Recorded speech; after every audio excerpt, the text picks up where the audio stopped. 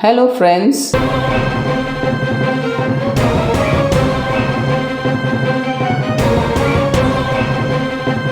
Social reform movements have played an important role in human history and represent a powerful instrument of social change.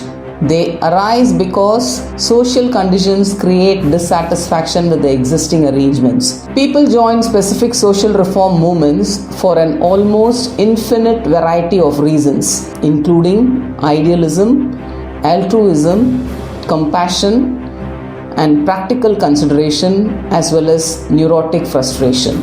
It is significant to note that social reform movements play a vital part in the process by which a social problem is brought to public attention. They throw light on various social problems which have been in existence since decades and centuries. Modern India has witnessed the emergence of a number of social reform movements ever since the 18th century against the evil practices of child marriage, sati, polygamy, female infanticide, and of course untouchability. The social reformers of various movements felt that the miserable position of women was due to the existence of social evils in the society and the denial of property rights to women. Therefore, women have been awakened from her age-long sleep, and they emphasize that they are no lesser than men.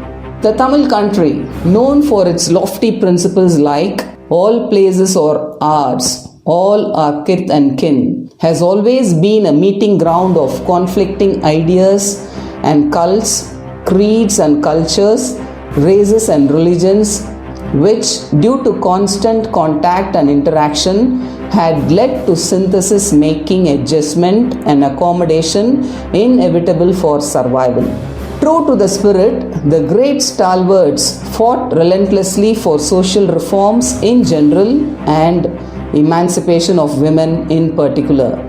This is also a good testimony to the fact that the Tamil country did not lag behind in the field of reforms owing to the favorable climate created by the British administrators like Lord William Bentinck and the Western system of education. The Christian missionaries who came to India propagated against the evil practices and contributed a lot to the liberation of women, which were monumental in nature. In addition, the Tamil literary works and journals played a vital role in guiding the reformers to active participation. I am very happy to mention here that a galaxy of social reformers and a few reform-minded elites emerged during the period between 19th and first half of the 20th century in Tamil Nadu in order to weed out societal obstacles that stood in the way of the emancipation of women and their progress. Notable among them were Saint Ramalinga Adigal, Mayuram Vedanayagam Pillai, G.Subramania Iyer,